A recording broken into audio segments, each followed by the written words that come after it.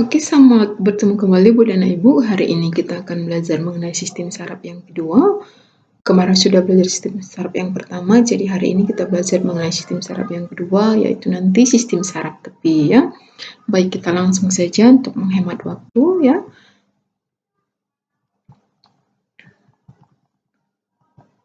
Nah, saraf tepi itu dia sebenarnya terdiri atas dua bagian. Satu namanya saraf sadar dan satu lagi namanya saraf tidak sadar.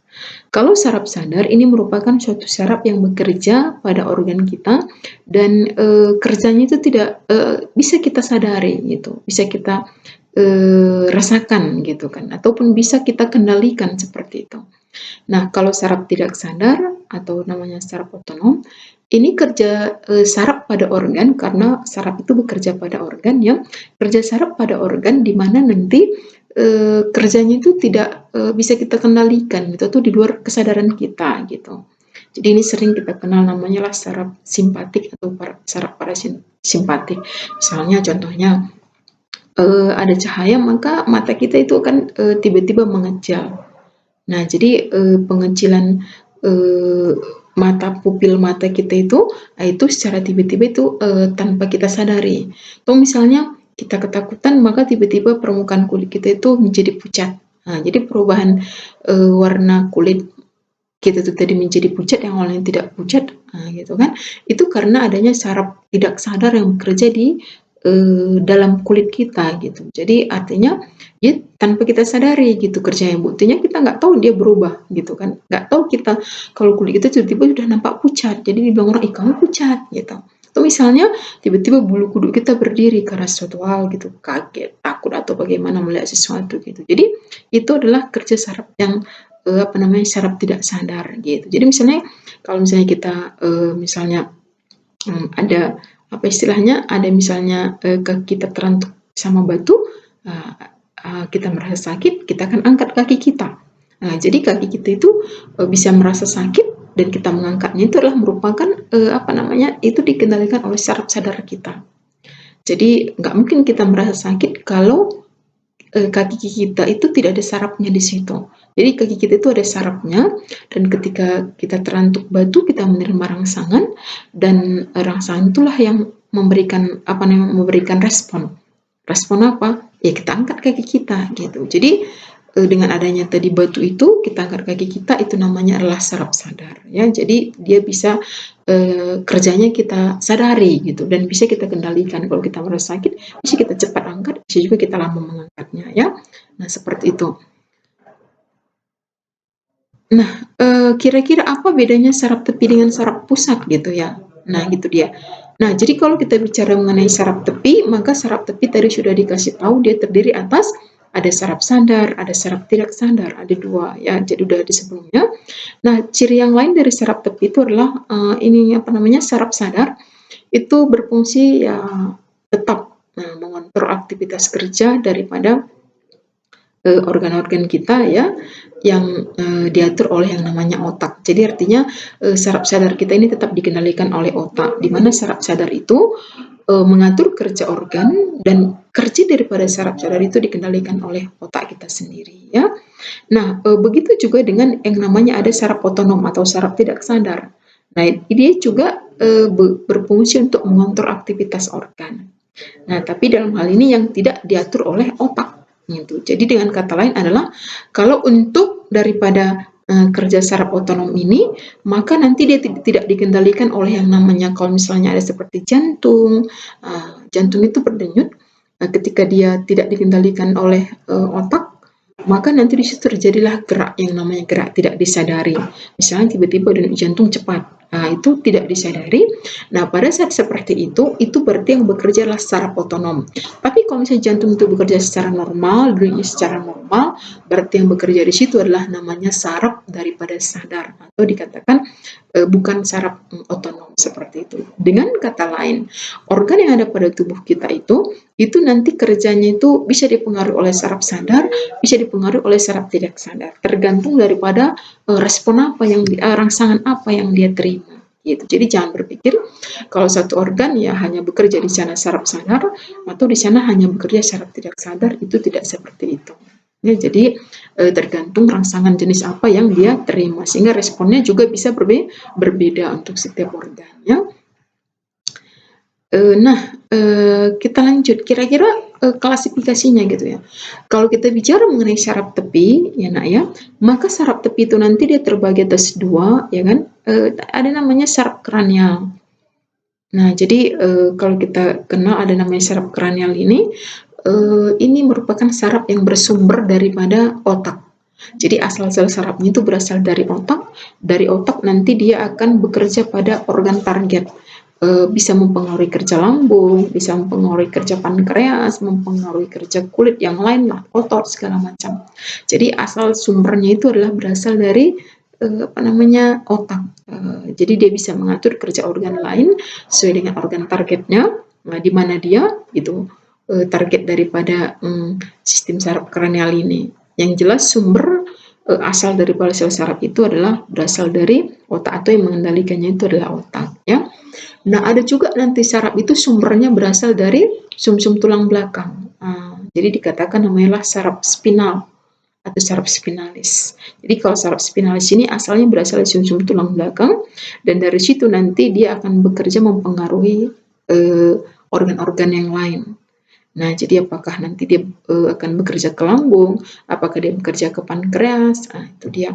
Jadi dia mempengaruhi kerja organ yang lain, tapi asalnya berasal dari sumsum tulang belakang. Jadi asalnya, kalau dia saraf kranial berasal dari tengkorak atau otak, tapi kalau dari saraf spinal itu berasal dari sumsum tulang belakang sebelah belakang kita. Jadi asalnya yang berbeda, plus dengan jumlahnya berbeda. Nah, kalau saraf kranial ini nanti dia 12 pasang, kalau saraf spinal ini jumlahnya 31 pasang. Jadi di sini ada 8 ini yang berasal di leher kita. Leher itu kan bukan tengkorak, bukan otak. Berarti ada saraf spinal di situ, dikendalikan saraf spinal ya. Asalnya saraf spinal, baru ada saraf punggung belakang. Jadi sel saraf itu berasal dari punggung kita ya. Itu ada 12, ada saraf pinggang, pinggang di bawah. Itu juga masih saraf spinal, asal dari situ. Ada saraf panggul di bawah pinggang kita, ada panggul. Nah, itu jumlahnya bukan 4 pasang, salah ini. 5 pasang ya, jadi 5 pasang. Baru ada saraf ekor di bawah. Kita punya tulang ekor walaupun kita tidak berekor seperti itu ya. Jadi tetap punya tulang ekor. Nah, sarafnya di sana ada 1 pasang. Jadi kita jumlahkan 31, 8, 20, 25, ini tadi 5, 30, 31. Jadi jumlah saraf tepi itu ada 31 pasang. Jadi dia dari belakang 2 nyamping gitu, misalnya ke lambung 2, ke paru-paru 2 gitu ya. Jadi dia makanya dikatakan berpasangan ya, 31 pasang. Kita lanjut. Nah, yang berikutnya di sini adalah ada namanya saraf saraf sadar. Nah, jadi saraf sadar ini dia tadi sudah kita lihat kan ada 12 pasang saraf kranial dan ada 31 pasang saraf spinal ya.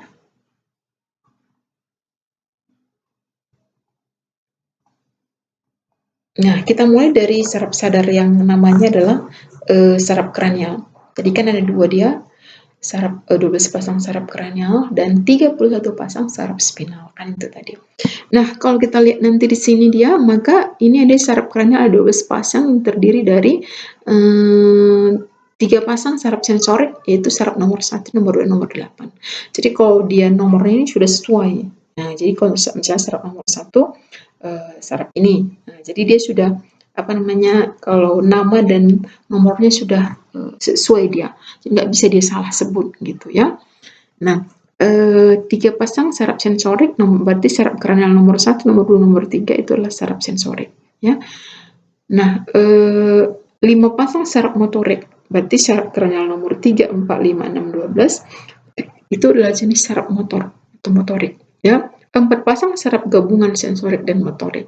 Nah, itu adalah saraf nomor 5, 7, 9, dan 10. Jadi nggak bisa dibilang saraf nomor 12 adalah saraf gabungan antara sensorik dan motorik. Tidak bisa. Karena ini sudah suatu ketentuan. Nah, ya. Oke, baik. Nah, ini adalah saraf yang 12 pasang tadi ya, dan ini sudah berurut ya. Jadi olfaktori adalah saraf kranial nomor 1. Nah, jadi jenis sarafnya saraf sensorik, asal impulsnya itu adalah selaput lendir hidung. Jadi dengan kata lain dia mengatur kerja daripada selaput lendir hidung tersebut, gitu ya. Apakah harus disekresikan ataukah harus dikurangi sekresinya, itu tergantung lah ya. Nah, optik. Ini saraf optik, saraf kranial optik. Ini adalah saraf nomor 2. Olfaktori nomor 1, optik nomor 2 ya. Ini juga jenis saraf sensorik ya. Asal impulsnya itu adalah dari retina mata. Jadi atau dengan kata lain nanti saraf kranial nomor 2 ini tuh bekerja di retina mata, mempengaruhi kerja daripada retina mata. Okulomotor itu adalah saraf nomor 3. Jadi saraf kranial nomor 3 itu ya jenis saraf motorik. Nah, jadi dia asal impulsnya itu adalah 4 otot bola mata atau di otot bola mata. Jadi dia bekerja untuk mengatur daripada otot bola mata kita, pergerakan bola mata kan diatur oleh otot bola mata ke kiri ke kanan gitu ya.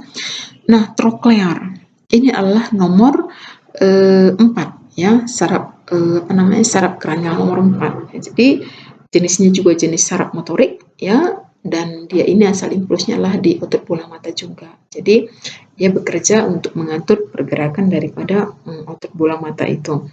Nah, saraf nomor 5 namanya trigeminal. Saraf kranial nomor 5 trigeminal. Jadi ini adalah saraf campuran saraf sensorik dengan saraf motorik. Nah, ini asal impulsnya itu adalah dari gigi bisa, dari kulit wajah atau wajah face bisa. Nah, jadi bekerja di gigi dan bekerja di wajah kita face ya.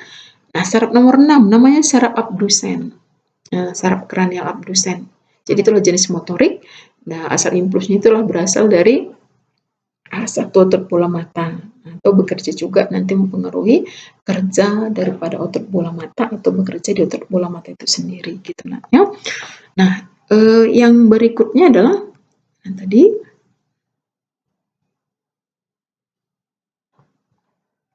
belum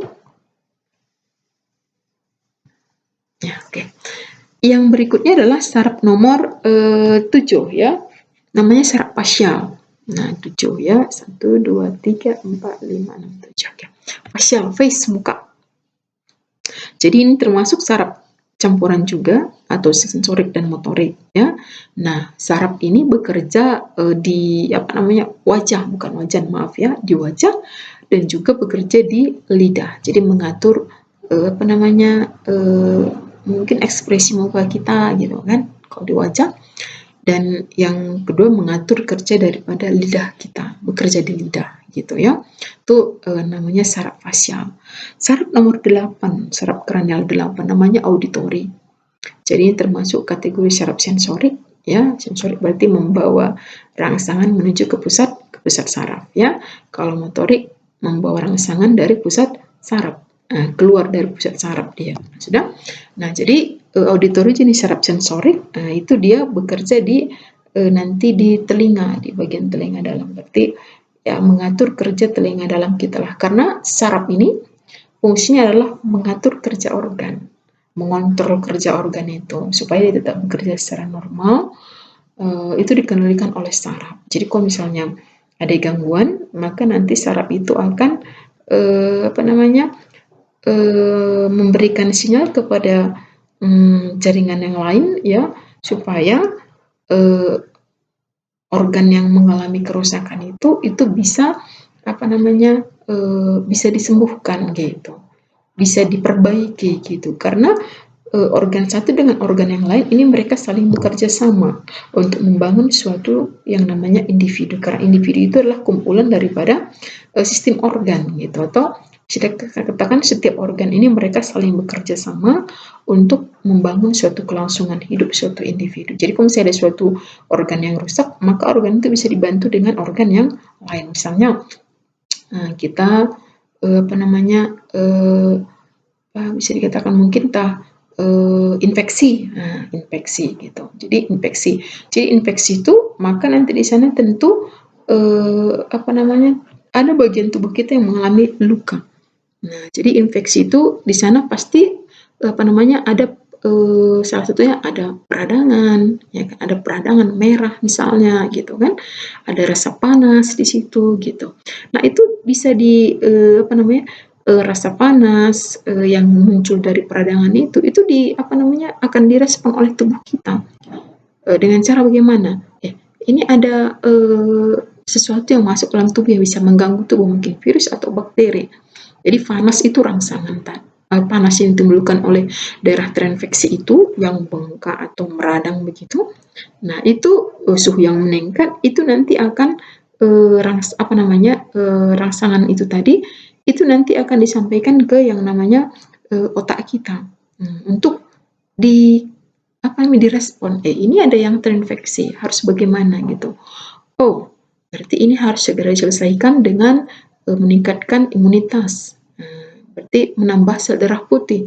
Maka nanti saraf itu akan apa namanya, memberikan sinyal kepada entah limpa kita karena asalnya bisa dari limpa, sel darah putih atau sumsum tulang belakang karena pencetakan sel darah bisa di sumsum tulang belakang untuk sumsum tulang belakang, limpa, silahkan kamu buat sel darah putih jumlahnya lebih banyak karena tubuh sedang dalam kondisi infeksi. Gitu. Jadi seperti itu dia kerja daripada saraf itu. Jadi berarti antara limpa dengan kulit, dengan pembuluh darah, itu kan terjadi ada namanya apa namanya apa istilahnya saling berkomunikasi, ada hubungannya gitu.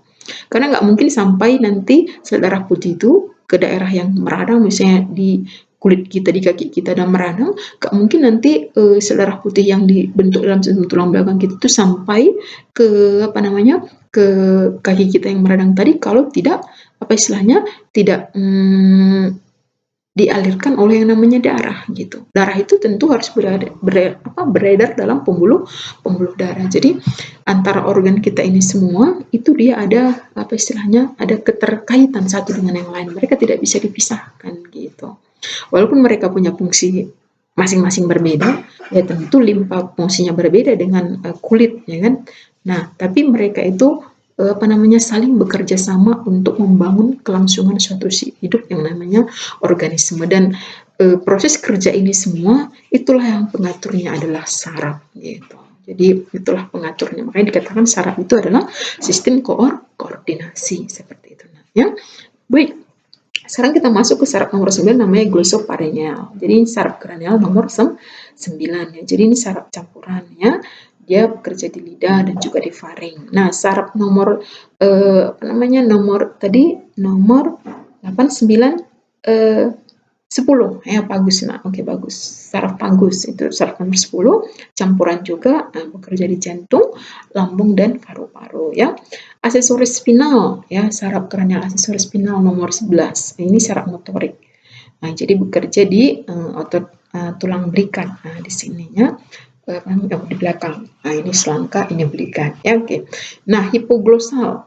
Nah, jadi ini termasuk saraf motorik, saraf kranial motorik bekerja di lidah, jadi mengatur kerja daripada lidah. Jadi ini adalah saraf-saraf yang bekerja di dalam tubuh kita yang termasuk kategori saraf kranial atau saraf yang sumbernya berasal dari otak kita sendiri ya. Baik, kita lanjut. Nah, tadi adalah saraf spinal, saraf kranial salah ya. Nah, sekarang kita masuk ke saraf spinal. Jumlahnya 31 pasang. Nah, jadi kalau kita lihat, nah inilah dia berdasarkan asalnya sumsum tulang belakang dibedakan menjadi, nah tadi sudah Ibu kasih tahu 8 itu di leher, 12 itu di punggung ya, 5 di pinggang dan 5 lagi berada di panggul dan 1 berada di ekor sepasang ya, berada di ekor asal dari ekor ya. Nah, untuk apa namanya saraf spinal ini nanti ya berapa urat sarafnya itu akan menyatu mereka karena saraf itu kan banyak ya. Nah, akan bersatu membentuk jaringan urat saraf. Jadi kumpulan urat saraf sel saraf itu bisa menyatu membentuk urat saraf yang disebut dengan plexus. Jadi kumpulan sel-sel saraf atau kumpulan urat saraf menjadi banyak menjadi jaringan itu namanya plexus. Jadi saraf spinal ini kumpulan-kumpulan sel sarafnya itu nanti atau bisa dikatakan plexusnya itu ada 3 jenis ya. Yang pertama namanya plexus cervical atau kumpulan sel-sel saraf spinal yang nanti dia apa namanya merupakan gabungan dari urat-urat saraf yang mempengaruhi bagian yang mempengaruhi kerja atau bisa mengatur kerja daripada leher, bahu, dan diafragma. Jadi dia mengatur kerja leher, bahu, dan diafragma itu adalah namanya plexus cervical ya, cervical. Jadi cervix itu leher ya, bahasa biologi. Nah, plexus branchialis. Jadi itu merupakan kumpulan urat-urat saraf ya, saraf spinal yang mempengaruhi kerja daripada tangan. Jadi di tangan itu ada saraf saraf spinal. Dengan kata lain, tangan bisa dikendalikan oleh saraf spinal ya. Nah, yang berikut adalah plexus jumbosacralis. Nah, ini merupakan kumpulan daripada urat-urat saraf spinal ya, yang mempengaruhi kerja daripada pinggul dan kaki. Jadi di pinggul dan di kaki, di sana juga ada yang namanya saraf spinal yang mempengaruhi kerja daripada organ tersebut ya. Nah, itu dia. Nah, itulah namanya 31 pasang saraf spinal ya. Nah, jadi inilah dia kira-kira gambarnya, inilah otak. Kalau kita lihat dia bisa mempengaruhi kerja mata, bisa mempengaruhi kerja air liur, kelenjar ludah kita gitu kan. Bisa juga mempengaruhi kerja paru-paru gitu. Demikian juga saraf spinal, ini saraf tulang belakang. Bisa bekerja di kalau kita lihat ini kan bisa bekerja dia di jantung, mempengaruhi kerja daripada lambung, mempengaruhi kerja daripada ginjal, usus halus, usus besar, kolon gitu. Jadi artinya saraf-saraf saraf-saraf spinal maupun kranial itu mereka akan bekerja di organ-organ tubuh kita ya, itu dia. Nah, sekarang kita masuk ke saraf tidak sadar atau namanya saraf otonom. Jadi saraf ini bekerja di luar kesadaran kita gitu ya. Nah, jadi sistem saraf otonom disusun oleh serabut saraf yang berasal dari otak maupun dari sumsum tulang belakang ya, yang menuju ke organ bersangkutan ya, apakah misalnya ke tangan, ke mata gitu kan, itu dia. Nah, dalam sistem ini terdapat beberapa jalur dan masing-masing jalur membentuk sinapsis yang kompleks dan juga membentuk ganglion. Artinya adalah sistem saraf otonom ini juga terdiri atas banyak sel saraf dan sel saraf itu satu dengan satunya lagi itu akan saling berhubungan di dalam menghantarkan rangsangan atau mengantarkan impuls. Jadi satu sel saraf akan memberikan impuls ke sel saraf yang lain melalui suatu celah, namanya adalah sinapsis. Jadi tetap dalam sistem saraf tidak sadar ini juga ada namanya sinapsis ya. Yang berikutnya adalah urat saraf yang terdapat pada pangkal ganglion disebut adalah urat saraf ganglion. Yang berada pada ujung ganglion disebut dengan saraf postganglion. Jadi praganglion. Jadi urat saraf itu kan pasti ada awalnya, ada akhirnya. Awalnya itu namanya adalah praganglion atau preganglion. Akhir daripada ganglion itu, ganglion adalah bagian daripada sel saraf ya. Akhir daripada sel saraf itu sendiri ya, kumpulan sel saraf itu namanya adalah postganglion. Jadi penyampaian impuls tadi ya berasallah dari praganglion dikirim ke postganglion sampai nanti dia sampai ke pusat saraf atau nanti sampai dia ke efektor gitu. Jadi itu adalah yang namanya saraf tidak sadar. Jadi berfungsi untuk tetap yang namanya adalah menyampaikan rangsangan ya dari pusat saraf menuju ke efektor gitu ya. Nah, saraf tidak sadar yang kita kenal tadi itu terbagi atas dua. Satu adalah saraf simpatik, yang kedua adalah saraf parasimpatik. Nah, sebenarnya nanti kalau saraf simpatik ini bekerja, dia mempercepat kerja organ pada umumnya. Kalau saraf parasimpatik bekerja memperlambat organ pada umumnya, gitu. Itu pada umumnya, tapi nggak bisa 100%. Nah, ya. Nah, kita lihat perbedaannya. Ya, perbedaan saraf simpatik dengan parasimpatik. Nah, saraf simpatik mempunyai ganglion yang terletak di sepanjang tulang belakang dan menempel pada sumsum tulang belakang sehingga mempunyai urat saraf praganglion yang pendek. Nah, jadi itu adalah untuk saraf simpatik, dia itu terletak di sepanjang di sepanjang tulang belakang kita. Nah, sepanjang tulang belakang itulah saraf simpatik ya. Nah, sedangkan kalau saraf parasimpatik mempunyai urat paraganglion yang panjang. Kalau tadi kan pendek, paraganglionnya pendek. Nah, paraganglionnya panjang menempel pada organ yang dibantu. Nah, jadi kalau saraf simpatik ini kan pada sumber tulang belakang dia paraganglionnya, asal sumber sarafnya, asal sel sarafnya. Nah, kalau untuk parasimpatik ini dia paraganglionnya itu kan pada organ lain, berarti bukan di sumsum tulang belakang. Tentu dia memiliki paraganglion yang panjang karena dia paraganglionnya itu bukan di sumsum tulang belakang tapi di organ target, entah di lambung, di ginjal gitu. Makanya dia memiliki paraganglion lebih panjang ya. Nah, fungsinya kalau dia saraf simpatik dan parasimpatik berlawanan, antagonis. Kalau misalnya simpatik mempercepat, maka parasimpatik memperlambat, seperti itu ya. Nah, sistem saraf simpatik terdiri atas keseluruhan nervus vagus bersama cabang-cabangnya ditambah dengan beberapa saraf otak lain dan saraf sumsum lanjutan dan saraf atau sumsum sambung. Jadi artinya lah saraf parasimpatik ini dia keseluruhan daripada nervus vagus atau saraf vagus ya. Saraf vagus itu berada di leher ya, bercabang-cabang ditambah dengan saraf otak lain dan saraf sumsum lanjutan. Jadi dia leher, di atas leher itu ada ada otak sumsum lanjutan. Nah, sumsum lanjutan. Jadi sumsum lanjutan baru leher itu merupakan bagian daripada yang namanya sumber daripada saraf parasimpatik gitu ya. Nah, jadi itu dia mengenai saraf parasimpatik ya. Nah, kita lihat yang berikutnya. Nah, inilah contoh perbedaan kerjanya, beberapa sampel Ibu kasih ya. Jadi misalnya kalau saraf parasimpatik ini dia bekerja di luar kesadaran kita karena saraf otonom. Dia bekerja untuk mengecilkan pupil mata. Ya, kalau saraf parasimpatik dia memperbesar pupil mata karena berlawanan. Saraf parasimpatik menstimulasi aliran ludah, jadi merangsang kelenjar ludah kita banyak keluar. Kalau simpatik kebalikannya, menghambat. Kalau parasimpatik memperlambat denyut jantung, maka simpatik mempercepat. Nah, kalau parasimpatik memperbesar bronkus, maka kalau simpatik mengecilkan bronkus. Kalau parasimpatik merangsang kelenjar pencernaan keluar untuk pencernaan, maka kalau saraf simpatik itu menghambat.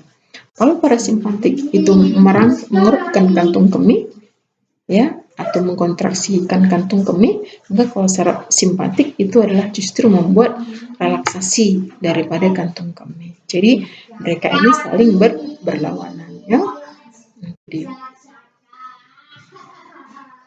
Nah, jadi perbedaan saraf simpatik dan parasimpatik ya ini dia bisa kita lihat. Jadi bisa nanti diperhatikan. Dia berlawanan, tadi sudah dikasih tahu sebagian, Ibu kasih tahu, dan ini bisa dilihat. Ya, ini masih banyak ya, ada pupil mata, ya bisa air liur, jantung udah, paru-paru tadi, gerak peristaltik pada lambung. Kalau para simpatik itu dia memacu gerak peristaltik. Kalau dia parasimpatik justru menghambat gerak peristaltik. Empedu, kalau parasimpatik pengeluaran getah empedu dipacu, tapi kalau dia untuk simpatik justru tidak merangsang pengeluaran getah empedu, tapi nanti dirangsang untuk mengubah glikogen menjadi glukosa ya, pemecahan glikogen. Nah, itu dia ya. Jadi yang lainnya Ibu rasa sudah tadi ya, kantung kemih sudah. Nah, sekresi adrenal dan noradrenalin berarti merangsang keluarnya adrenalin dan noradrenalin, itulah dipengaruhi oleh saraf simpatik. Berarti kalau nanti parasimpatik itu dihambat. Jadi mereka berlawanan seperti yang dibilang tadi. Nah, Ibu rasa itu saja dulu. Kalau nanti misalnya ada pertanyaan, silahkan boleh ditanya. Nah, untuk tugasnya, ini ada tugas Ibu kasih. Ya, silahkan nanti Anda buatkan gangguan saraf itu apa saja, dan jelaskan apa yang dimaksud dengan gangguan tersebut. Ya, jadi nanti dimasukkan ke GC plus dengan nanti Ibu buat juga tambahan soalnya. Nah, ya, itu dia. Nah, Ibu rasa sampai di sini dulu untuk hari ini. Kalau misalnya ada pertanyaan, ya silahkan ditanya langsung saja. Nanti Bu akan jawab ya. Nah, Ibu rasa demikian saja. Tetap semangat, tetap rajin belajar, dan tetap jaga kesehatan ya, supaya tetap bisa berlangsung belajarnya walaupun dalam kondisi daring. Oke, sampai di sini. Terima kasih dan selamat pagi untuk anak Ibu semuanya. Ya, sampai bertemu kembali. Terima kasih.